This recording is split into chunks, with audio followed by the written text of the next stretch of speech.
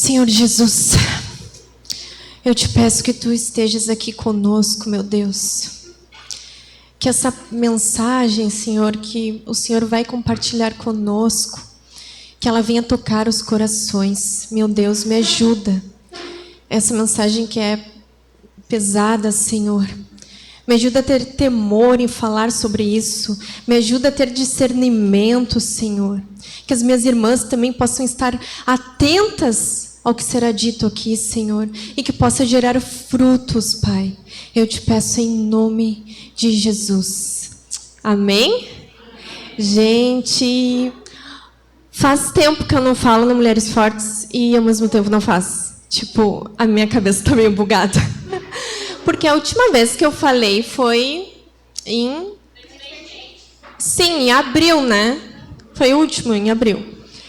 Então, tipo, faz uns 7 meses, mais ou menos, né? Só que, ao mesmo tempo, parece que faz uma eternidade. Porque, tipo, a gente passou por uma enchente, né? Uma coisa histórica que não acontecia há 80 anos, né? Tipo, só isso. Eu passei por um incêndio no meu prédio. Eu rompi 3 ligamentos do pé. Eu quebrei o dedo. Eu tirei licença no trabalho de 4 meses. Deu tempo de eu tirar a licença. Deu tempo de eu voltar a trabalhar. Deu tempo dessa semana eu descobrir que eu acho que eu vou perder o home office. Deu tempo de muita coisa acontecer. Deu tempo da minha filha caminhar. Deu tempo da minha filha aprender a abrir a porta e entrar nos cômodos. Gente, assim, minha vida é uma loucura. E eu acho que não é só eu, né? A oração da Thalita também, a gente estava em sintonia pensando a mesma coisa. Então, por mais que faz pouco tempo, eu tenho a sensação que já faz muito tempo, porque realmente a gente passou por muita coisa, né, gente? E dando uma ênfase, né, de tudo isso que eu falei para a enchente, né? Que de forma direta ou indireta a gente acabou sendo afetado, né? Eu acabei sendo afetada de forma indireta, porque a minha casa não sofreu o dano, mas de forma indireta a gente também foi afetado. Só que eu tenho a sensação de que as coisas estão normalizando. Eu acredito que quem foi afetado de forma direta ainda esteja, né, infelizmente, na função, né, do seu lar que foi afetado, né? Mas todos nós fomos afetados de uma forma. E na época que aconteceu a enchente, a gente viu uma mobilização na igreja, né? Os irmãos foram no abrigo, servindo, pessoas ajudando umas às outras. E é louco, gente, porque acontecendo aquele momento, né, que ainda está fresco na minha memória, eu acho que na de vocês também deve estar, né? Eu tive a impressão que nós não só estávamos vivendo os danos da enchente, como também havia um movimento espiritual dentro da igreja. E talvez algumas de vocês tenham notado, percebido isso. A gente viveu um momento da enchente e, ao mesmo tempo, a gente teve muitos casos de pessoas disciplinadas, pessoas que saíram da igreja, pessoas que tentaram dividir a igreja. Foi algo muito intenso. Não só isso, a gente passou por um momento em que a gente teve que fazer um velório de uma igreja. A gente passou por um momento em que a gente perdeu o nosso prédio também. Então, muitas coisas acontecendo, né? A gente passou por um momento em que as igrejas que eram nossas amigas também estavam passando por coisas diferentes, assim, que a gente vê acontecer, mas parece que era de forma mais intensa. Eu não sei explicar, mas eu tive a sensação que Deus estava se movendo no nosso meio também, de uma forma a trazer aquilo que estava em oculto se manifestar. Então, eu tive a sensação que Deus estava nos santificando. E eu ainda tenho essa sensação. A ponto de... Vocês sabem, quem é da igreja, a gente teve uma reunião de mais de 4 horas para tratar alguns assuntos, porque realmente muita coisa aconteceu naquele momento, né? Não sei se vocês tiveram essa percepção, mas eu creio que aquilo que estava em oculto estava vindo à luz, porque eu creio que Deus vai fazer um avivamento em nosso meio. Amém? Então, até teve pessoas que disseram: Maria, eu estou com um sentimento que parece que eu sou a próxima pessoa que nossa, que Deus vai trazer à luz alguma coisa, sabe, gente? Teve pessoas que me falaram isso naquele momento. E realmente, muitas vezes na minha mente veio a mesma passagem. De Deus não se zomba. Aquilo que o homem semear, ele vai colher. Então, gente, Gálatas 6. A ponto de vir tantas vezes essa passagem que eu pensei, não, peraí, Deus está falando alguma coisa. Né? E aí eu pensei, bom, nesse espírito dessa passagem, de Deus não se zomba, o que o homem plantar, ele vai colher nesse espírito. Que passagem que a gente pode meditar? E eu creio que essa passagem que nós vamos falar em Atos seja mais adequada para esse momento, que é a passagem que o Senhor colocou no meu coração. E eu creio que Deus vai falar contigo essa noite. Amém? Então, eu gostaria que você abrisse a sua Bíblia em Atos, capítulo 5, versículo 1.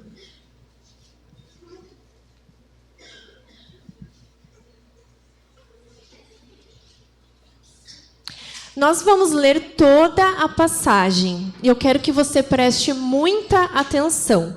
Depois da leitura, a gente vai tratar de forma individualizada ali os versículos. Mas, por favor, presta atenção no todo da passagem, na mensagem que ela vai nos passar. Tá bom?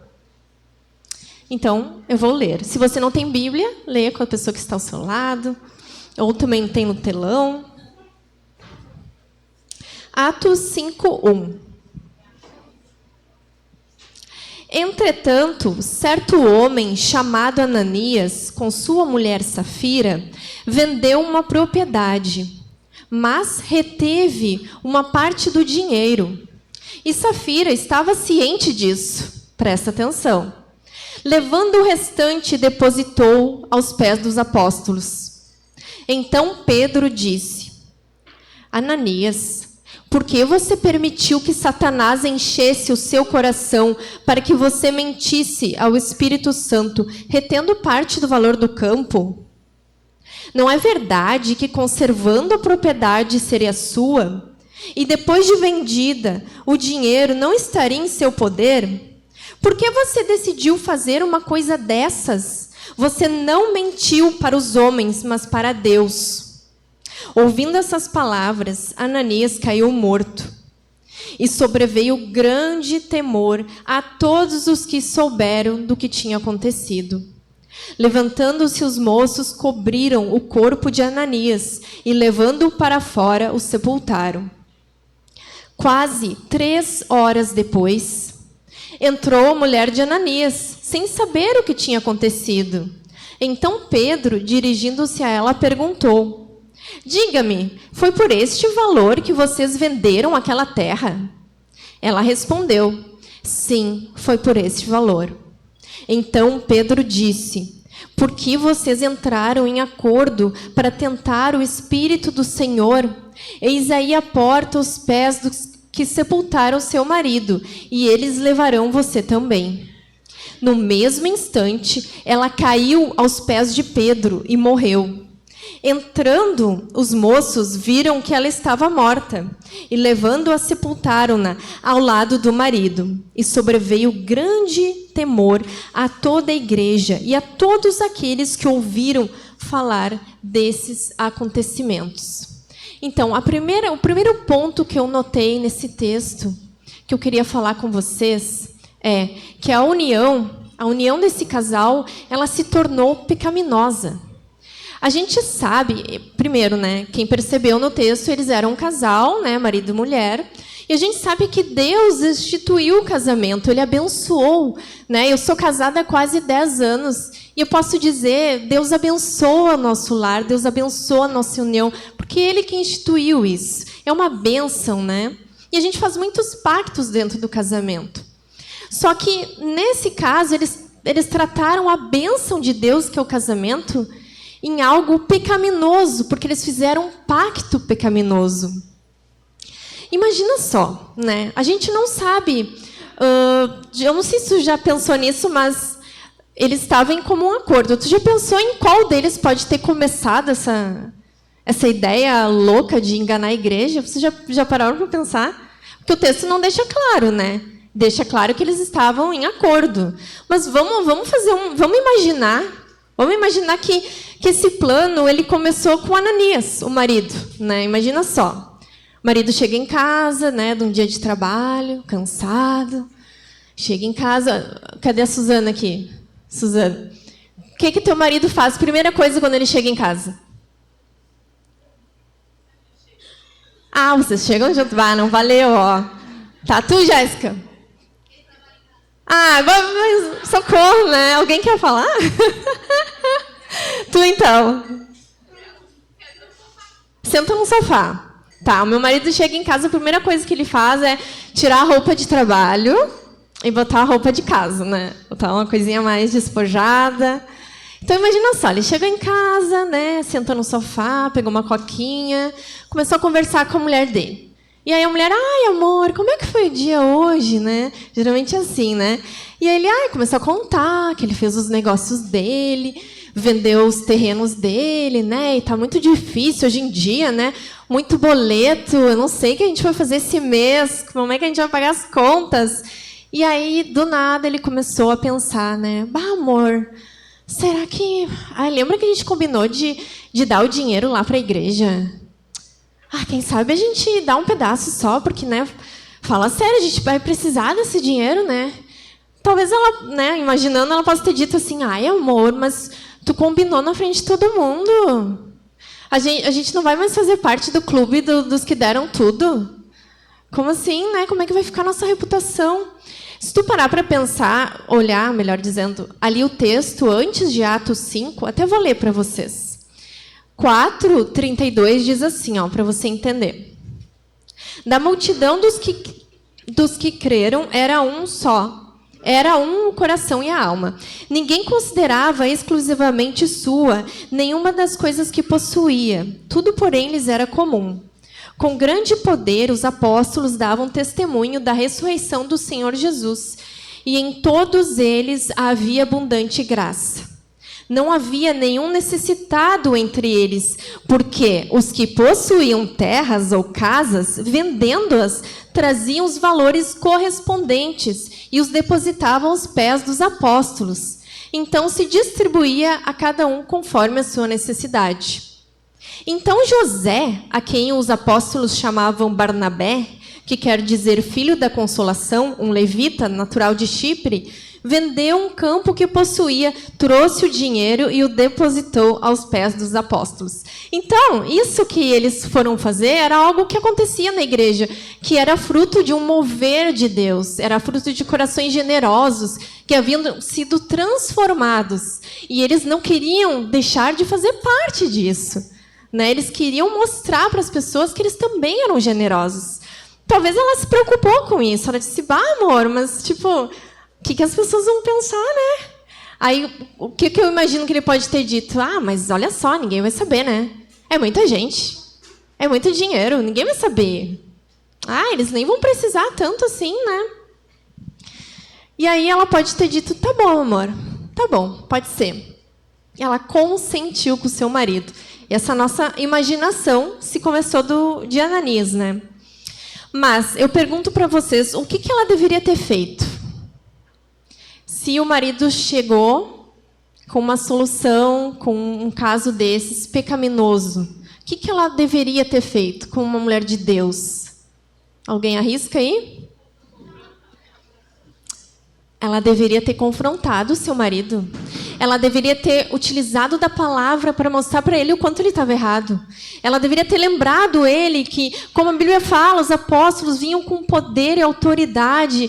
Havia um mover de Deus naquela comunidade. Ela deveria ter mostrado, amor, tu é louco. Olha só, tu quer enganar essa igreja cheia de Deus. É sério isso? Ela deveria ter lembrado as palavras dos apóstolos para ele. Ela deveria ter considerado soluções piedosas para o problema. Se havia um problema na questão da doação, ela deveria ter dito, amor, quem sabe a gente vai conversar com os apóstolos, então?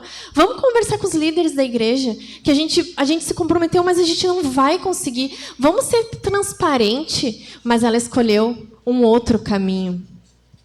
E eu vou trazer para vocês 4 casos, tá? Como é que diz quando começa um filme, a semelhança é mera coincidência, né? Então, assim, ó, a gente não vai ficar pensando, é isso aqui, ela está falando disso.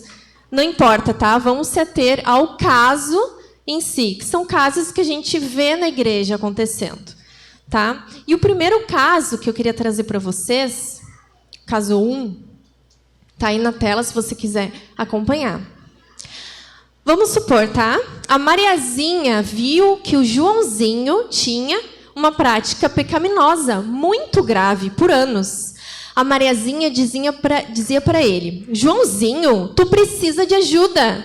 Tu tem que chamar os líderes para eles te ajudarem, conversar com eles, confessar teus pecados. Joãozinho não chamou os líderes para conversar. Passaram dias, meses, anos e nada. A Mariazinha não podia fazer nada, porque ela era submissa ao seu marido. Tá certo isso?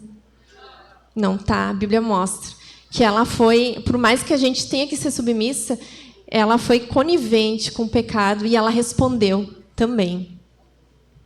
Então, minha irmã, tu precisa cuidar do teu marido, dos teus filhos, mas tu também precisa cuidar da tua alma. Tu precisa conhecer a palavra de Deus, tu precisa saber o que é certo, o que é errado, o que Deus aprova e não aprova. Porque tu não pode jogar nas costas do teu marido, eu sou submissa, então ele está em pecado? Bom, daí, né? Daí é ele, Deus. Eu vou fazer de conta que eu não vi. Ou deixa ele procurar os líderes. Eu estou ali, estou vendo que ele está em pecado, mas deixa ele procurar. A Bíblia não nos mostra isso. Talvez, por exemplo, tá? Vamos supor, o teu marido ele tem problema para ir no culto. Pode ser que ele tem preguiça de ir. Muitas vezes ele falta por preguiça. E tu simplesmente faz de conta que tu não viu. Né? Tu está sendo conivente, porque o culto é importante. A gente precisa congregar, a gente precisa estar uns com os outros, a gente precisa se reunir. Daqui a pouco ele não vê importância em estar num GC, por exemplo. Ele despreza os irmãos. E tu está vendo o pecado do teu marido e tu não faz nada, tu está sendo conivente. Daqui a pouco ele gosta de ver um pornozinho, né? Para esquentar a relação. Mas é ele, né? Não sou eu. É ele que gosta dessas coisas. Não, gente. Não pode. Falar mal dos irmãos. Ele fala mal dos irmãos para ti. Tu não repreende ele, porque isso é pecado. Tu não faz nada. Nós corremos um risco de nos unirmos ao pecado do nosso marido, ao invés de nós sermos um instrumento de santificação na vida dele. Então, aí os líderes vão lá, chamam teu marido para confrontar, porque eles viram que ele está em pecado. E o que tu faz? Tu fica do lado da igreja ou tu fica do lado do teu marido? Contra Jesus. Tu permite que Deus santifique a vida dele ou tu fica do lado dele, no pecado? Mas vamos supor, né, que o plano começou com a Safira.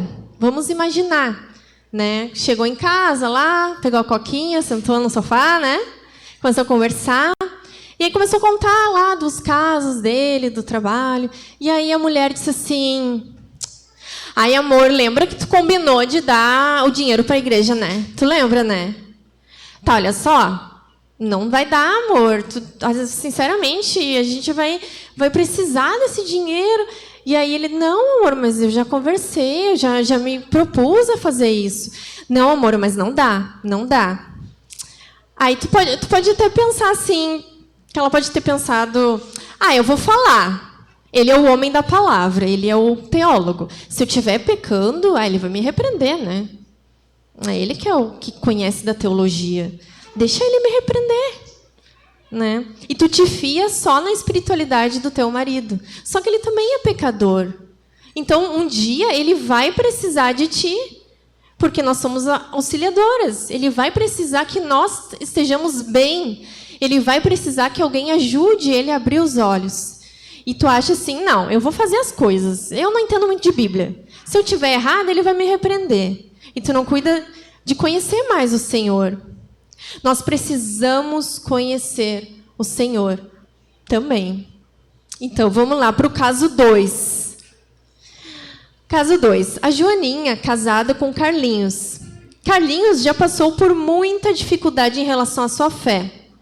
Fé fraca, já esteve desviado, mas ele estava respondendo bem à comunhão, aos cultos, ao ensino da palavra, caminhando para o amadurecimento.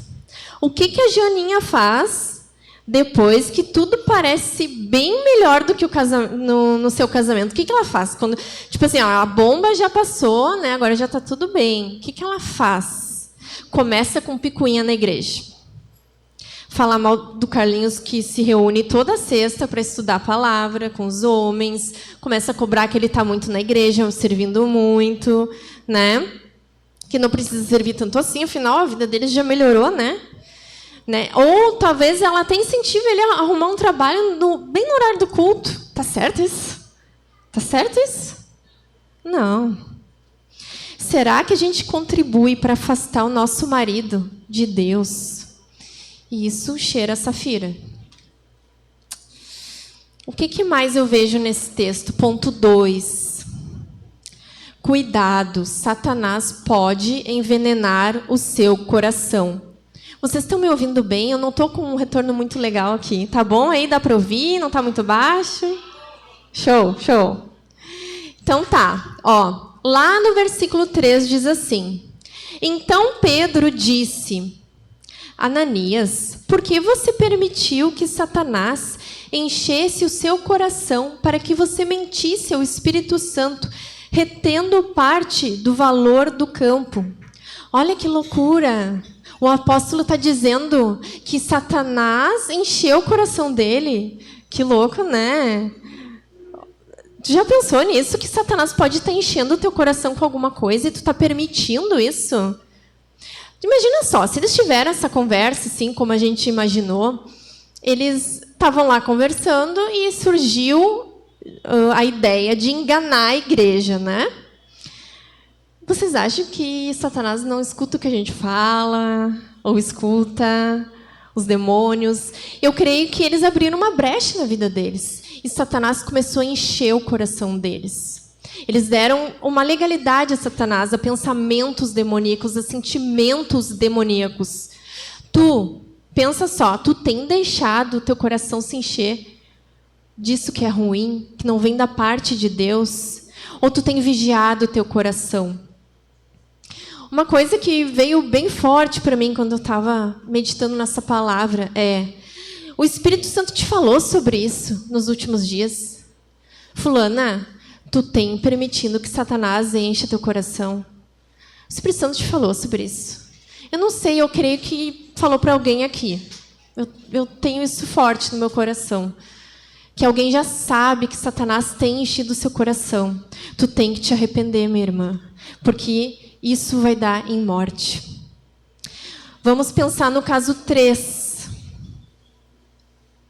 Caso 3. A Aninha permitiu que a fofoca dominasse a sua vida. Ela começou a ver um monte de defeitos na igreja de Deus.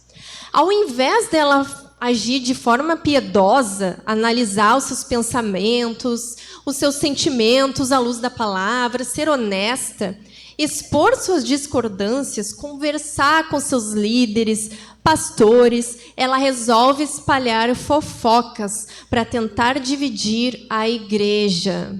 Ela pensa em sair da igreja, mas ela quer manter as amizades. Então, para ela, até assim, ó, é bom a gente sair de bando, que eu quero manter as amizades. Talvez até tirar algum amigo da igreja mesmo. Com isso, ela chega às escondidas em novos na fé, em fracos, em pessoas que estão conhecendo o Evangelho. Ela conseguiu o que ela queria, fazer essas pessoas se afastarem da igreja e de Deus. Então, eu tenho mais de 20 anos de fé, e uma coisa que eu notei, isso aconteceu comigo, é que é muito comum uma pessoa nova na fé, que está conhecendo o Evangelho, ela passar por uma batalha, sabe?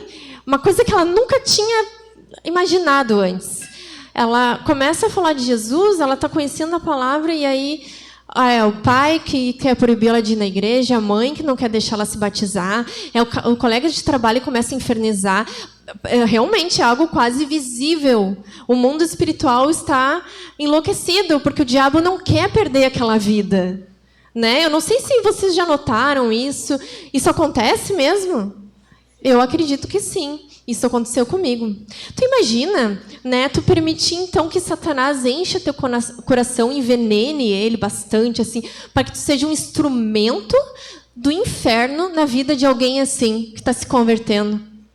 Né? Em vez de tu fazer de tudo para tentar, de alguma forma, fazer essa pessoa firmar na fé, porque o início da fé, gente, ele é mais delicado, ele é mais difícil, é um bebezinho que nasceu ali.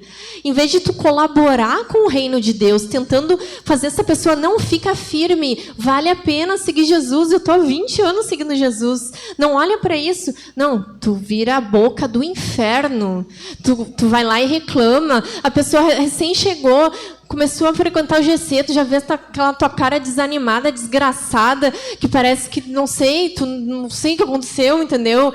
É um, sei lá, um chupa-cabra, entendeu? E a pessoa vai te olhar assim, vai dizer, poxa, isso é ser cristã? Será que a gente vai deixar que o diabo encha o nosso coração? Ou a gente é cheio do Espírito, ou a gente é influenciado por demônios. Então, o ponto 3 que eu vejo nesse texto é contra os irmãos, é contra Cristo. Olha o que diz o versículo 3. Então Pedro disse, Ananias, por que você permitiu que Satanás enchesse o seu coração para que você mentisse ao Espírito Santo, retendo parte do valor do campo? Não é verdade que, conservando a propriedade, seria sua? E depois de vendida, o dinheiro não estaria em seu poder? Por que você decidiu fazer uma coisa dessas? Você não mentiu para os homens, mas para Deus. Então imagina só, na hora que eles estavam lá conversando, eles estavam imaginando assim, a gente não fala para os apóstolos, a gente vai simular que a gente deu o dinheiro, mas a gente não deu. Eles estavam pensando assim, a gente vai enganar a igreja, a gente vai enganar o apóstolo, a gente vai enganar o líder. Eles não pensaram em nenhum momento que, na verdade, eles estavam enganando o Senhor, mas é impossível enganar a Deus, é impossível. Eles podem ter pensado assim, o que os olhos não veem, o coração não sente, né? Ai, fala sério, ninguém vai sentir falta disso. A gente se comprometeu, mas muita gente está ajudando. Isso não vai fazer mal. Muitos estão doando. Só que a atitude deles foi contra Jesus. E é isso que eles não pensaram na hora. E aí me lembra uma coisa interessante. Quando tu decide sair de uma igreja e ir para outra, isso é uma coisa muito séria. É muito sério. Não é que nem trocar de roupa. Eu vou trocar de academia, eu vou escolher um outro restaurante. Tu decidir abandonar a missão numa igreja e ir para outra é uma coisa muito séria. Porque nós estamos falando do corpo de Cristo. E fazer algo contra o corpo de Cristo está fazendo algo contra Cristo. Então, quando tu tiver que sair, tu tem que pesar muito bem o teu coração para ver se tu não está com um objetivo pecaminoso. Se tu não quis ser confrontada, se tu está com orgulho ferido. Isso tudo não é um motivo para sair da igreja. Isso tudo não é motivo para abandonar a missão. Tu está abrindo a porta para Satanás encher teu coração também. Então, quantas de nós já sabia? Assim, vamos levantar a mão, tá? Quantas de nós sabíamos que agir contra os irmãos, a igreja, é agir contra Jesus? A Bíblia está clara, né? Está clara, né? Eu acho que a maioria sabe disso. Então, por que isso costuma acontecer de tempos em tempos? Isso está tão claro na Escritura, por que isso acontece de tempos em tempos? Né? A gente vai ver o último caso, o caso 4, tá? A Lurdinha e seu marido Jorginho lideravam um grupo de conexão. Né? Agora não é mais grupo de conexão, né? A gente estava nessa discussão. GC. Nesse grupo, eles sempre falavam mal dos líderes, de como a igreja estava sendo conduzida. Por diversas vezes, debochavam indiretamente da palavra pregada. até que um dos membros desse GC conversou com a liderança sobre essas posturas. Eles foram confrontados, pois estavam causando divisão na igreja. Causar divisão na igreja é seríssimo. É seríssimo, é muito grave causar divisão na igreja. A Bíblia dá esse peso, muito maior do que o que eu estou falando aqui. Eles não aceitaram o confronto e saíram, sem se arrepender dessa postura. Levaram alguns que começaram a falar muito mal da igreja, inclusive nas redes sociais, com mentiras e difamações. E a gente, na época, usava uma hashtag, né, Thalita? Eu acredito na igreja. E eles usaram, eu não acredito na igreja. Uau! Né? Inclusive, se juntaram com pessoas que não eram cristãs para mentir bastante nas redes. Eles se juntaram para mentir e pecar contra irmãos e líderes da igreja. Mas esse ajuntamento, ele durou pouco, porque é sempre assim. Eles se juntam porque parece que a força do ódio é mais forte do que Cristo, sabe? Da força do amor. É mais forte. Nunca se falaram na igreja, sabe? Aí se reúne todo mundo ali para detonar a igreja. É a força do ódio, né? Só que esse juntamento, ele não dura muito. Por quê? Porque aquele pecado que se manifestou no meio da igreja, que causou a divisão, ele vai continuar ali, porque não houve confronto, não houve arrependimento. Então, esse juntamento, ele não vai durar também. Que foi o que aconteceu. E logo eles se separaram. Qual foi o resultado disso? Os maridos abandonaram as suas esposas. Pararam de congregar. Alguns se desviaram da fé. Voltaram para o mundo, para as drogas. O diabo, ele conseguiu destruir essas vidas que deram brecha para ele. O diabo, ele queria destruir a igreja e usou os seus vasos. Mas a igreja seguiu seu caminho em Cristo. Amém? Por quê? Porque contra a igreja, contra os irmãos, é contra Jesus. Mas Jesus é mais forte. Um outro ponto que me chama a atenção é que Safira, ela teve um privilégio. Ela teve 3 horas a mais para se arrepender. O que você está escondendo? Olha só o versículo 5. Ouvindo essas palavras, Ananias caiu morto. E sobreveio grande temor a todos os que souberam do que tinha acontecido. Levantando-se os moços, cobriram o corpo de Ananias e, levando-o para fora, o sepultaram. Quase 3 horas depois, entrou a mulher de Ananias, sem saber o que tinha acontecido. Então Pedro, dirigindo-se a ela, perguntou: diga-me, foi por esse valor que vocês venderam aquela terra? E ela respondeu: sim, foi por esse valor. Então Pedro disse: porque vocês entraram em acordo para tentar o Espírito do Senhor. Por que vocês entraram em acordo para tentar o Espírito do Senhor? Eis aí à porta os pés do que sepultaram seu marido, e eles levarão você também. No mesmo instante, ela caiu aos pés de Pedro e morreu. Entrando os moços, viram que ela estava morta e, levando-a, sepultaram-na ao lado do marido. Vocês já notaram que ela teve um privilégio? Ela teve um tempo a mais para se arrepender em relação ao seu marido. Ela podia ter, né, nessas 3 horas, repensado isso que ela tinha feito. Né? Só que a consciência dela já estava cauterizada. Talvez, pode passar, talvez o Espírito Santo perturbou o coração dela para que ela contasse a verdade, mas ela endureceu o seu coração. Talvez o Espírito Santo lembrou ela da palavra que os apóstolos falavam, né? Confrontou a intenção do coração dela, mas ela endureceu o coração. Talvez nessas 3 horas ela desejou orar. Imagina só, né? Tá acabando, que vontade de orar, que vontade de falar com o Senhor, mas ela endureceu o coração. Talvez ela se sentiu culpada pelo que fez, chegou na frente dos apóstolos e ela fez uma escolha. Ela escolheu pecar. Quantas de nós temos o privilégio de nos arrependermos hoje? Daqui a pouco tem alguém aqui que está agora vivendo um momento em que a ira de Deus está sobre si. Só que Deus está te dando uma oportunidade. Pode ser que tu esteja nessas 3 horas. Só que é muito mais, né? Imagina, as misericórdias de Deus se renovam pela manhã. Aí tu acorda de manhã, né? As misericórdias do Senhor se renovaram sobre a tua vida. E aí tu passa o dia inteiro e não te arrepende do teu pecado. Aí tu vai dormir à noite no pecado.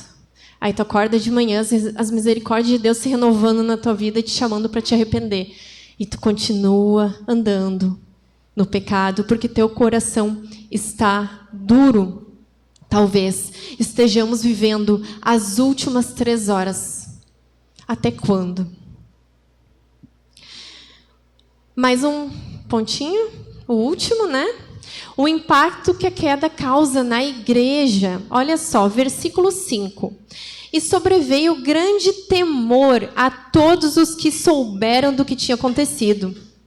Versículo 11 diz também: e sobreveio grande temor a toda a igreja e a todos aqueles que ouviram falar nesses acontecimentos. Imagina só, a coisa acontecendo ali. As pessoas da igreja, elas viram o que tinha acontecido, né? Eles caíram mortos ali. O apóstolo explicou o motivo. Então, aquilo gerou muito temor.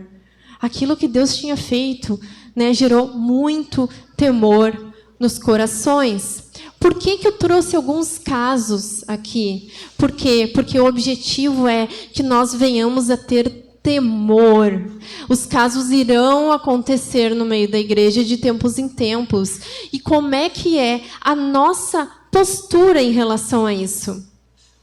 Como você lida com casos que ocorrem no seu meio? A gente pode lidar de várias formas. Se identificar e simpatizar com a pessoa que caiu. Daqui a pouco tu pensa assim, a Mariazinha, ela não ia confrontar o marido dela, né? Ele ia ficar bravo com ela, né? Tu te identifica, sabe? Porque é possível que tu esteja vivendo a mesma situação. Ou, daqui a pouco, tu não dá importância. Sabe, a gente tem as nossas reuniões da igreja e aí tu nem tá ouvindo. O fulaninho, tá. Sabe, aquilo já tá morta, tu já não reage mais. Ou, daqui a pouco, tu pode ouvir, né, e tu... Gente, essas pessoas são péssimas. Né? Puxa vida, elas são terríveis, né? E tu não olha para ti, que tu pensa que aquele que está em pé cuide para que não caia. Ou tu pode acolher no teu coração, analisar a tua vida, ter temor, orar mais, ter compaixão dessas pessoas que caíram, orar por elas, repensar a tua vida se tu não está indo para o mesmo caminho. Eu creio que essa é a melhor forma da gente encarar isso. Então, gente, de Deus não se zomba. O que o homem plantar, ele irá colher. Isso ainda tem sido muito forte no meu coração. O que nós estamos plantando, o que nós vamos colher. O que a gente aprendeu com esse exemplo de Ananias e Safira? Nós não devemos compactuar com o pecado, nem se for o nosso marido. Nós não devemos, nós temos uma salvação a zelar. Os pactos, as conversas pecaminosas, elas abrem brecha para o diabo agir na nossa vida. O 3. Agir contra a igreja, pecar contra a liderança, os irmãos, é agir contra Deus, como muitas de nós dissemos que já sabíamos disso. Deus nos dá oportunidades de arrependimento, mas a pergunta é, até quando as quedas ao nosso redor impactam a nossa vida? Como que nós devemos responder a elas? Talvez tu veio aqui hoje e tu esteja vivendo no pecado, na mentira, no engano. Tu está simulando alguém que tu não é, para talvez se enquadrar, se encaixar numa comunidade. Mas hoje Deus fala contigo e te dá uma oportunidade para se arrepender, porque o juízo de Deus vai vir. Agora, eu pensando nesse texto, eu lembrei de uma passagem de uma mulher que enfrentou a verdade. a mulher Ciro-fenícia. E eu gostaria, se você conseguir ler comigo, Mateus 15, 21 ao 28.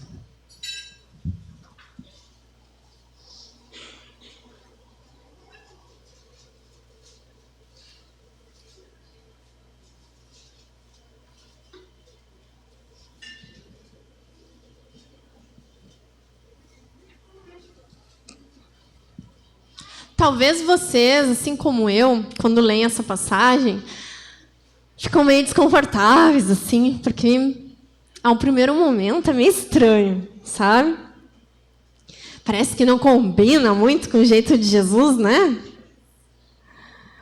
Eu vou ler então. Saindo dali, Jesus foi para a região de Tiro e Sidom. Eis que uma mulher cananeia, que tinha vindo daqueles lados, clamava: Senhor, filho de Davi, tem compaixão de mim. Minha filha está horrivelmente endemoniada. Jesus, porém, não lhe respondeu palavra. Então, os seus discípulos, aproximando-se, disseram: mande embora, pois vem gritando atrás de nós. Mas Jesus respondeu: não fui enviado senão as ovelhas perdidas da casa de Israel. Ela, porém, veio e o adorou, dizendo: Senhor, me ajuda. Jesus respondeu: não é correto pegar o pão dos filhos e jogá-los aos cachorrinhos.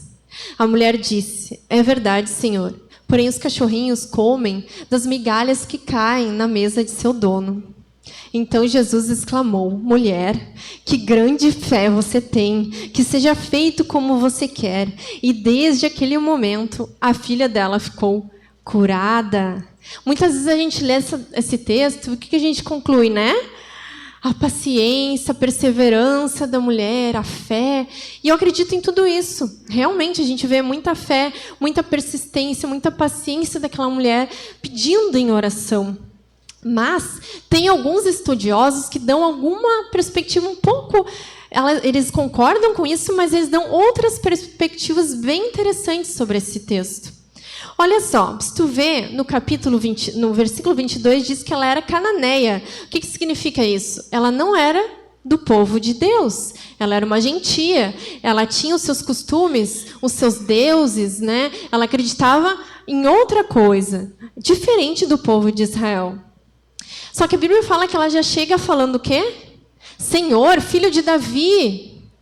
Só que no povo dela não acreditava em Davi. Quem é Davi? Como assim? Senhor, filho de Davi. Mas tu não faz parte do povo.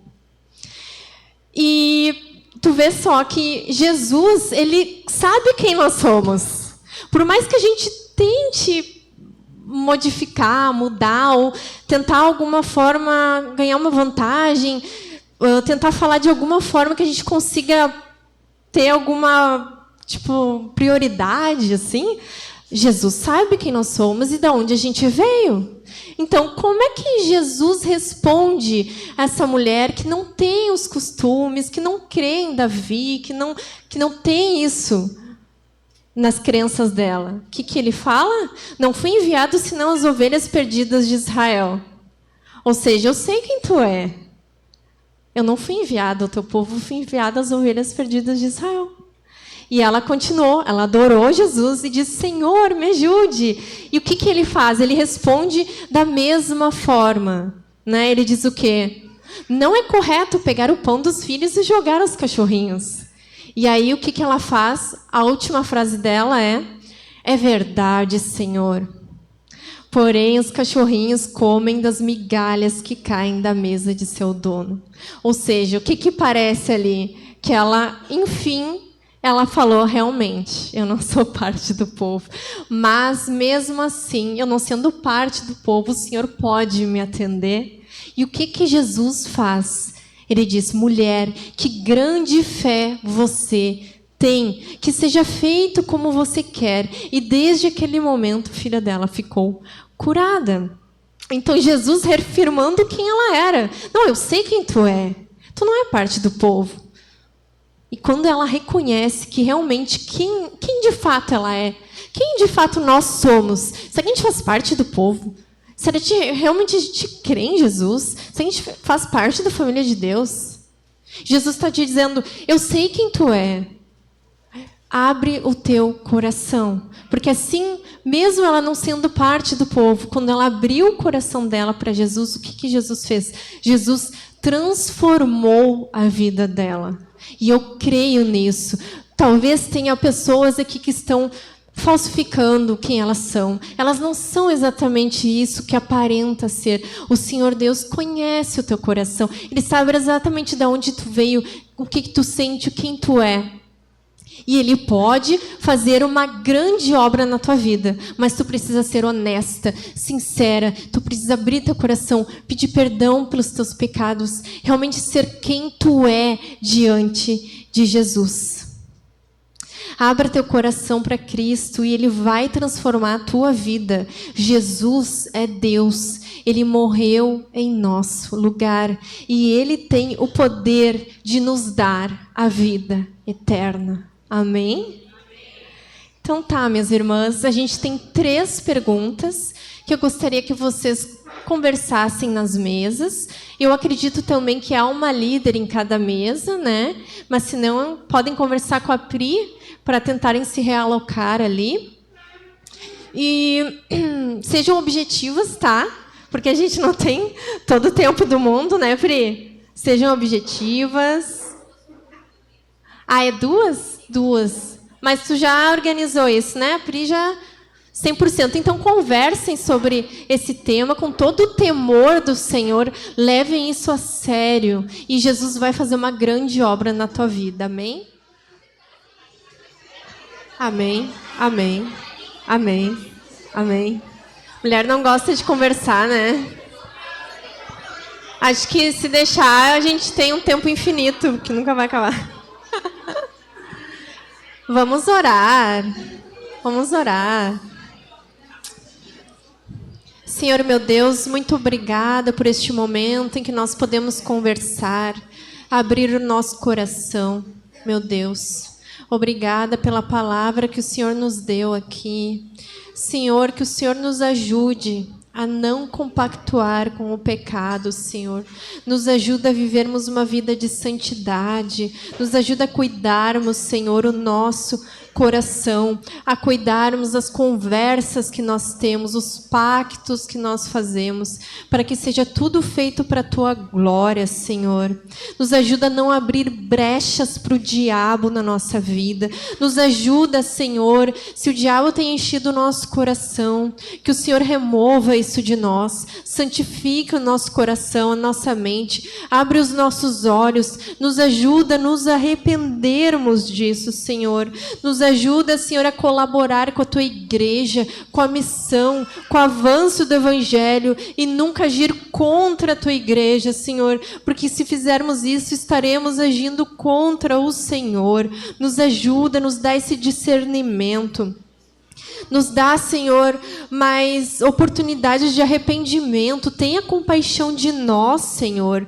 Nos ajuda, abre os nossos olhos nas áreas que nós temos andado em pecado. Senhor, que nós venhamos a nos arrepender prontamente, Senhor, e não venhamos a tentar o Teu Espírito, Deus. Nos ajuda, Senhor, que infelizmente, algumas vezes vão acontecer algumas quedas ao nosso redor, alguns irmãos que vão se desviar. Senhor, que esses exemplos venham gerar temor no nosso coração, Senhor. Não deixa que a gente desperdice isso, mas que a gente venha ter temor, a saber, ó Deus, que a gente deve se analisar conforme a Tua palavra e que venhamos andar em santidade, Senhor. Que a gente não venha a zombar do Senhor. Deus, que a gente tenha ciência de que o que a gente vai plantar, a gente vai colher, porque o Senhor é justo, mas nós cremos na Tua